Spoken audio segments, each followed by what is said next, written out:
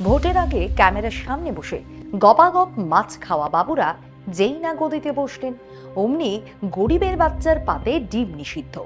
চীন যখন এআই আর quantum computer নিয়ে দুনিয়া কাঁপানোর ব্লুপ্রিন্ট বানাচ্ছে, তখন আমাদের দেশে স্বঘোষিত সনাতনীরা কি করলেও স্কুলের গরিব বাচ্চাদের ডিমের থালা কেড়ে নিল। ৯৯% আমিষভোজীর বাংলায় রাতারাতি ঢুকিয়ে দেওয়া হলো সাত্ত্বিক নিরামিষের ভূত। স্বয়ং রামায়ণ, মহাভারত, উপনিষদ যার পারমিশন দিচ্ছে, কোন সাহসে আজ ধর্মের দোহাই দিয়ে সেই প্রোটিনই কেড়ে নেওয়া হলো? এটা কি একটা আস্ত প্রজন্মের মগজ আর শরীরকে পঙ্গু করে দেওয়ার সুপরিকল্পিত ছক? ধর্মের নামে, সাত্ত্বিক আহারের নামে ইসকনের আড়ালে লুকিয়ে আসলে কোন ব্রাহ্মণ্যবাদী আধিপত্যবাদকে আমাদের বাচ্চাদের উপর জোর করে চাপানো হচ্ছে? পলিটিক্সের এই ডাবল স্ট্যান্ডার্ডের মুখোশ আজ টেনে ছিঁড়ব। নমস্কার, আমি স্নেহা মুখার্জি আর দৈনিক সংবাদ অনলাইনে আপনারা দেখছেন খবরের পেছনের খবর। গোটা দেশে একটা জ্বলন্ত ইস্যু ঘুরপাক খাচ্ছে। আজকের বিষয় কোনো প্রশ্নপত্র ফাঁস, কর্মসংস্থান বা তেলের দামের বৃদ্ধির বিষয় নয়। ইস্যুটা তার চেয়েও অনেকটা বেশি গভীর, অনেক বেশি মারাত্মক। এটা আমাদের অস্তিত্বের প্রশ্ন। খাস জমির রাজনীতিতে মাটন, মাছ, মিয়া, মাদ্রাসা, মুজরা আর মঙ্গলসূত্রের পর এবার এন্ট্রি নিয়েছে ডিম। পশ্চিমবঙ্গে আসল পরিবর্তনের প্রতিশ্রুতি দিয়ে ক্ষমতায় আসার নতুন বিজেপি সরকার তাদের প্রথম কোপটা কোথায় বসিয়েছে জানেন? স্কুলের গরিব বাচ্চাদের থালায়। রাজ্যের সরকারি স্কুলগুলোর মিড ডে মিলের মেনু থেকে ডিম বাদ দেওয়া হয়েছে। ডিমের বদলে দেওয়া হবে তথাকথিত সাত্ত্বিক নিরামিষ খাবার, আর এই রান্নার দায়িত্ব তুলে দেওয়া হচ্ছে ইসকন সংস্থার হাতে। একবার ভাবুন তো, এই ফরমান জারি হচ্ছে এমন একটা রাজ্যে জারি হলো যেখানে সরকারি পরিসংখ্যান বলছে ৯৯% মানুষই আমিষভোজী। গোটা দেশের মধ্যে এই হার বাংলাতেই সবচেয়ে বেশি। মাছ, ভাত, মাংস এ রাজ্যের সংস্কৃতির রন্ধ্রে রন্ধ্রে। এখানে দুর্গাপূজা, কালী পুজো ভোগেও মাছ আর পাঁঠার মাংস উৎসর্গ করা হয়। আমিষ খাবার বঙ্গ সংস্কৃতিতে এতটাই জনপ্রিয় যে নির্বাচনের আগে যে বিজেপি নেতারা নিজেদের সাত্ত্বিক সনাতনী বলে ব্র্যান্ডিং করছিলেন, তারাও ভোটের লোভে ক্যামেরার সামনে বসে গপাগপ মাছ খেয়েছিলেন।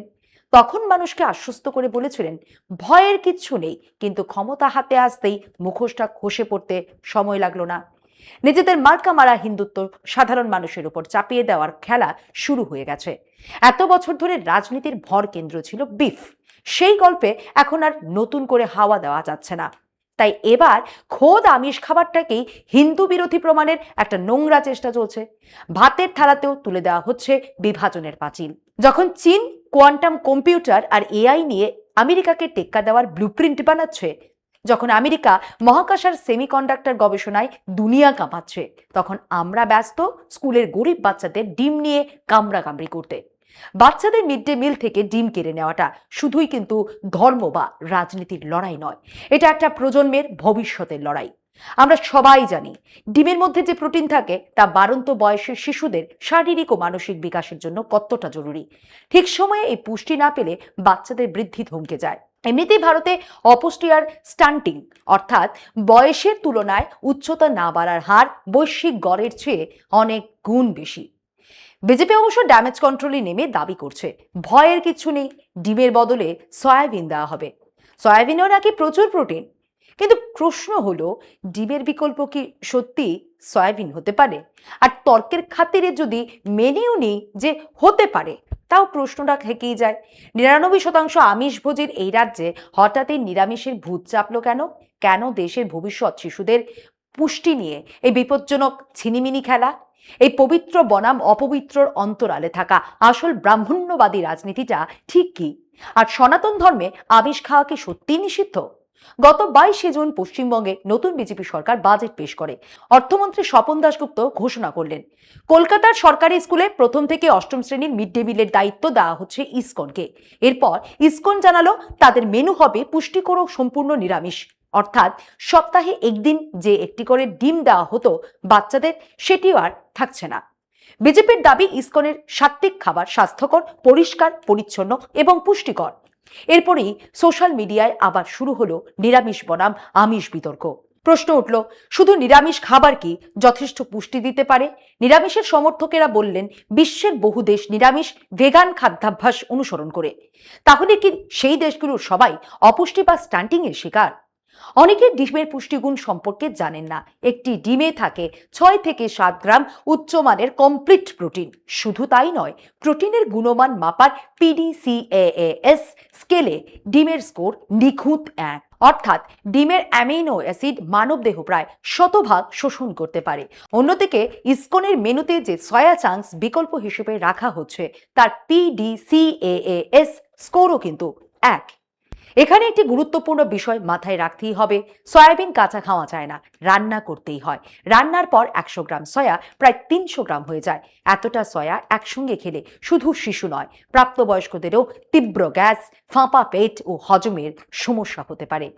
ইসকন বলছে ডিমের বদলে সয়া চাংসের পাশাপাশি পনির ও রাজমা দেওয়া হবে, কিন্তু পুষ্টিবিজ্ঞানের হিসেবে পনিরের PDCAAS স্কোর 0.8, রাজমার 0.68, সাধারণ ডালের স্কোর তো আরও কম।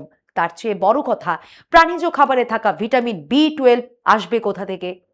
ভিটামিন B12 এর অভাবে শিশুদের অ্যানিমিয়া, স্নায়ুর স্থায়ী ক্ষতি, এমনকি মস্তিষ্কের বিকাশও ব্যাহত হতে পারে। এখানে খোদ কেন্দ্রীয় সরকারের তথ্যই যথেষ্ট। ন্যাশনাল ফ্যামিলি হেলথ সার্ভে 6 অনুযায়ী পশ্চিমবঙ্গে 5 বছরের কম বয়সী 20% শিশু ওয়েস্টিং এর শিকার, অর্থাৎ তারা মারাত্মকভাবে অপুষ্ট। বয়সের তুলনায় বেটে অর্থাৎ স্টান্টিং এর শিকার 22% শিশু, আর 71% মহিলা রক্তাল্পতায় ভুগছেন। এটি বিজেপি বনাম তৃণমূলের লড়াই নয়, মূল সমস্যা অপুষ্টি, যার শিকড় দারিদ্র্য ও পুষ্টি সম্পর্কে অজ্ঞতা। এই সমস্যার সমাধান করতেই মিড ডে মিল প্রকল্প চালু হয়েছিল। বহু ক্ষেত্রে সেটি সফলও হয়েছে, কিন্তু এখন ধর্মীয় রাজনীতি এবং অসম্পূর্ণ তথ্যের ভিত্তিতে এমন একটি প্রকল্পকে ঝুঁকির মুখে ঠেলে দেওয়া হচ্ছে যা বছরের পর বছর ফল দিয়েছে। মিড ডে মিল শুধু খাবার নয়, শিক্ষা ও পুষ্টিকে এক সুতোয় বেঁধেছে। বিশেষ করে দরিদ্র পরিবারের লক্ষ লক্ষ শিশুর জীবন বদলেছে এই প্রকল্পে।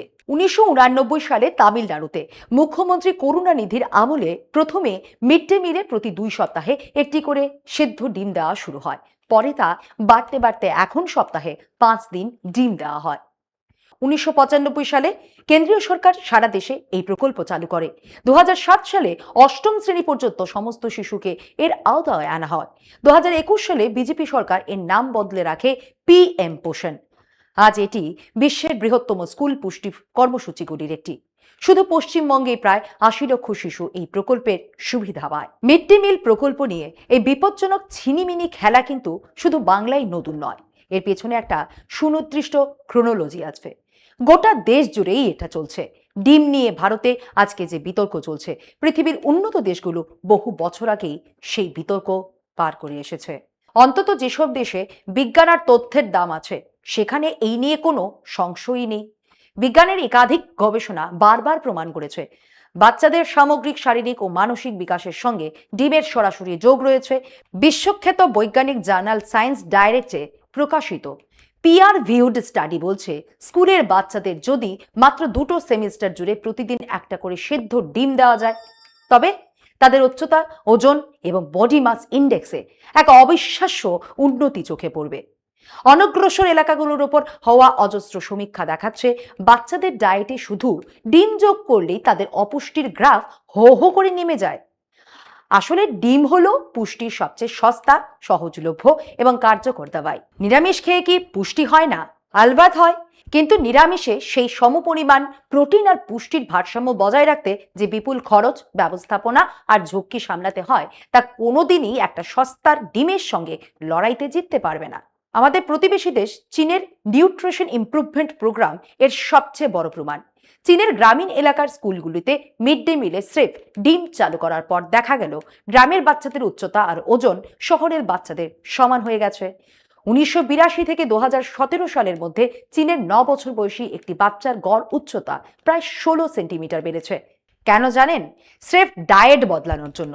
তাদের খাবারে মাংস, ডিম, ডেয়ারি প্রোডাক্ট, ক্যালসিয়াম আর প্রয়োজনীয় মাইক্রোনিউট্রিয়েন্টস যোগ করা হয়েছিল। শুধু তাই নয়, এই পুষ্টিকর খাবার খাওয়ার পর স্ট্যান্ডার্ডাইজড ম্যাথ টেস্টে বাচ্চাদের স্কোরেও ব্যাপক উন্নতি দেখা গেছে। অর্থাৎ ডিম সরাসরি বাচ্চাদের মস্তিষ্কের বিকাশ ঘটায়। ভারতে আমাদের পুষ্টিবিদরাও দশকের পর দশক ধরে মিড ডে মিলে ডিম রাখার পক্ষে সওয়াল করে আসছেন। 90-এর দশকে স্বয়ং দারা সিংকে দিয়ে সরকারি বিজ্ঞাপন করানো হতো, সানডে হো ইয়া মানডে, রোজ খাও ওয়ান ডে। কারণ সবাই জানতো ডিম বাচ্চাদের জন্য কতটা জরুরি আর কত সহজ। আজ তামিলনাড়ুতে সপ্তাহে 5 দিন মিড ডে মিলে বাচ্চাদের ডিম দেওয়া হয়। অন্ধ্রপ্রদেশেও সপ্তাহে 5 দিন ডিম। উড়িষ্যাতেও মিড ডে মিলের অন্যতম প্রধান অঙ্গ ডিম। কিন্তু বাংলার গরিব বাচ্চাদের থালা থেকে সেই ডিমই কেড়ে নেওয়া হচ্ছে। আর সেটা করা হচ্ছে কিসের নামে? সাত্ত্বিক আহারের নামে। আর এখানেই লুকিয়ে আছে সবচেয়ে বড় মিথ্যেটা। নিরামিষ খাবারের তথাকথিত ধর্মীয় ও সাংস্কৃতিক শ্রেষ্ঠত্ব জাহির করার রাজনীতি। বিজেপির পক্ষ থেকে ডিম নিষিদ্ধকরণের ব্যাপারে বলা হচ্ছে তারা নাকি নিরামিষাশীদের অনুভূতিতে আঘাত দিতে চায় না। এই নিরামিষের এজেন্ডা কিন্তু হুট করে আসেনি। এটা অনেক দিন ধরেই সুপরিকল্পিতভাবে চালানো হচ্ছে। 2018 সালের ইন্ডিয়া স্পেন্ডের একটি তদন্তমূলক রিপোর্টে দেখা গিয়েছিল সেই সময়ে দেশের 19টি বিজেপি শাসিত রাজ্যের মধ্যে মাত্র 5টি রাজ্যে মিড ডে মিলে ডিম দেওয়ার অনুমতি ছিল। কেন? কারণ বিজেপির গোটা ইকোসিস্টেমটাই দাঁড়িয়ে রয়েছে এই প্রচারের ভর করে যে নিরামিষ খাওয়াই নাকি সনাতন হিন্দু ধর্মের একমাত্র আসল পথ। তাদের হাব ভাব দেখে মনে হয় ভারত বুঝি এক নিরামিষাশী সংখ্যাগরিষ্ঠের দেশ। কিন্তু সরকারি তথ্য সম্পূর্ণ অন্য কথা যে বলছে। কেন্দ্রীয় সরকারের নিজস্ব ন্যাশনাল ফ্যামিলি হেলথ সার্ভে 5 পরিষ্কার দেখাচ্ছে আমাদের দেশের মাত্র 23% মহিলা এবং মাত্র 15% পুরুষ জীবনে কোনোদিন চিকেন, মাছ বা মাংসই খাননি। তার মানে ভারতে প্রতি 3 জন মহিলার মধ্যে 2 জন এবং প্রতি 5 জন পুরুষের মধ্যে 4 জনই পুরো দস্তুর আমিষভোজী। আর এই তালিকার একেবারে মাথায় বসে আছে পশ্চিমবঙ্গ। এখানে 99.3% মানুষ আমিষ পছন্দ করে। গোটা উত্তর পূর্ব ভারতেও এই হার 99%। এমনকি ঝাড়খণ্ড, উড়িষ্যা কিংবা বিহারের মতো হিন্দু প্রধান রাজ্যগুলোতেও নিরামিষাশী মানুষের সংখ্যা মাত্র 10%-এর আশপাশে। দক্ষিণের রাজ্যগুলিতেও এই সংখ্যা 10%-এর নিচে। হ্যাঁ, বিজেপির আসল গড় যেমন গুজরাট, মধ্যপ্রদেশ বা উত্তরপ্রদেশে আমিষভোজীর সংখ্যা জাতীয় গড়ের চেয়ে কম ঠিকই, কিন্তু সেখানেও অনুপাতটা প্রায় 50-50। মোদ্দা কথা, ভারতের 77% মানুষ আমিষভোজী, 83.4% পুরুষ এবং 70.6% মহিলা আমিষ খান। এই সংখ্যাটা আগের ন্যাশনাল ফ্যামিলি হেলথ সার্ভে 4-এর চেয়ে আরও বেড়েছে। অর্থাৎ ভারতে দিন দিন আমিষ খাওয়ার প্রবণতা বাড়ছে। তাহলে তথাকথিত নিরামিষ হিন্দু জীবনযাত্রার যে যুক্তি বিজেপি খাড়া করে তার মধ্যে সত্যতা কতটা? আমাদের হিন্দু শাস্ত্র, আমাদের সাংস্কৃতিক ইতিহাস এ নিয়ে কি বলে? জোর করে নিরামিষ চাপিয়ে দেওয়াটা আসলে একটা বিশেষ উচ্চ বর্ণের ব্রাহ্মণ্যবাদী শ্রেষ্ঠত্ব অহংকার চরিতার্থ করার এজেন্ডা ছাড়া আর কিচ্ছু না। আসুন শাস্ত্র ঘাটা যাক। মহাভারতের অরণ্য পর্বের 256 নম্বর অধ্যায়ে পরিষ্কার লেখা আছে, পাণ্ডবেরা বনে থাকার সময় এত হরিণের মাংস খেয়েছিলেন যে বনের হরিণের সংখ্যা আশঙ্কাজনকভাবে কমে গিয়েছিল। শেষে হরিণেরা স্বয়ং যুধিষ্ঠিরকে স্বপ্নে এসে অনুরোধ করলো, আমাদের এই যাত্রায় বাঁচান যাতে আমরা আমাদের বংশবৃদ্ধি করতে পারি। শুধু মহাভারতই কেন, বাল্মীকি রামায়ণের অযোধ্যা কাণ্ডের 52 নম্বর অধ্যায়ের 102 নম্বর শ্লোকে বরাহ হরিণ ও অ্যান্টিলোপ শিকারের স্পষ্ট উল্লেখ আছে। আবার 96 নম্বর অধ্যায়ের 1 ও 2 নম্বর শ্লোকে ঝলসানো মাংস খাওয়ার বিস্তৃত আলোচনাও রয়েছে। আরো শুনবেন, বৃহদারণ্যক উপনিষদের 6ষ্ঠ অধ্যায়ের 4র্থ ব্রাহ্মণের 18 নম্বর মন্ত্রে লেখা আছে, যিনি মহাজ্ঞানী ও বলবান পুত্র সন্তান কামনা করেন তিনি যেন চাল ও ঘিয়ের সঙ্গে ষাঁড়ের মাংস বেঁধে ভোজন করেন। এমনকি আয়ুর্বেদের আদি গ্রন্থ যে চরক সংহিতা, সেখানেও রোগ নিরাময়ের দাওয়াই হিসেবে মাংস খাওয়ার জোরালো সুপারিশ করা হয়েছে। এগুলোই প্রমাণ করেছে আমাদের ধর্মে নিরেট নিরামিষের কোনো একচ্ছত্র ধারণা ছিলই না। বাঙালি তথা গোটা ভারতের আন্তর্জাতিক আইকন স্বামী বিবেকানন্দ 1897 সালে কলম্বো থেকে আলমোড়া পর্যন্ত তাঁর বিখ্যাত বক্তৃতা দিয়েছিলেন। স্বামীজির এই বক্তৃতা গ্রন্থ আকারেও প্রকাশিত। স্বামীজি তার এই বইতে ও চিঠিপত্রে সোজাসুজি লিখে গেছেন, শারীরিক শক্তি হলো ধর্মের ভিত্তি, যারা শরীরকে দুর্বল করে তারা ধর্ম বোঝে না। স্বামীজি নিজে আমিষ খেতেন এবং বিশ্বাস করতেন দেশের আপামর খেটে খাওয়া মেহনতি মানুষের পুষ্টি আর শক্তির জন্য আমিষ আহার অত্যন্ত জরুরি। তাহলে কোন সাহসে আজ ধর্মের দোহাই দিয়ে গরিব ঘরের বাচ্চাদের পাত থেকে ডিম কেড়ে নেওয়া হচ্ছে? আসলে নিরামিষ আহারই হিন্দু ধর্মের একমাত্র পরিচয়, এই ধারণাটা ওপর থেকে চাপিয়ে দেওয়া হয়েছে। এটা এক ধরনের সাংস্কৃতিক আধিপত্যবাদের ফল, যেখানে একটি বিশেষ উচ্চবর্ণের বা ব্রাহ্মণ্যবাদী রাজনীতিকে গোটা হিন্দু সমাজের খাঁটি রূপ বলে চালানোর চেষ্টা হচ্ছে। এই জাতপাত ভিত্তিক ব্যবস্থায় খাবারের পবিত্রতাকে সরাসরি সামাজিক উচ্চ নিচ ভেদাভেদের সঙ্গে জুড়ে দেওয়া হয়েছে। এদের ব্যাখ্যা হচ্ছে, সাত্ত্বিক খাবার হলো উচ্চ বর্ণের খাবার, আর তামসিক খাবার হলো তথাকথিত নিম্নবর্গের মানুষের আহার। এই বিভাজন কিন্তু দুর্ঘটনাবশত ঘটেনি, এটা অত্যন্ত পরিকল্পিত। এর আসল উদ্দেশ্য ছিল দলিত বা আদিবাসী মেহনতি মানুষ, যারা জীবন ধারণের জন্য ও সস্তায় পুষ্টির জন্য আমিষের উপর নির্ভর করেন, তাদের আচারগতভাবে অপবিত্র বা হীন প্রমাণ করা। খাবার অপবিত্র, তাই তাদের ছোঁয়া অপবিত্র, তাদের জল অপবিত্র, শেষ পর্যন্ত সমাজে তাদের অস্তিত্বটাই যেন অপবিত্র। অথচ আমরা ভুলে যাই, আমাদের সনাতন ধর্ম নির্দিষ্ট একটা রাজনৈতিক দলের সংকীর্ণ এজেন্ডার চেয়ে অনেক বড়, অনেক উদার।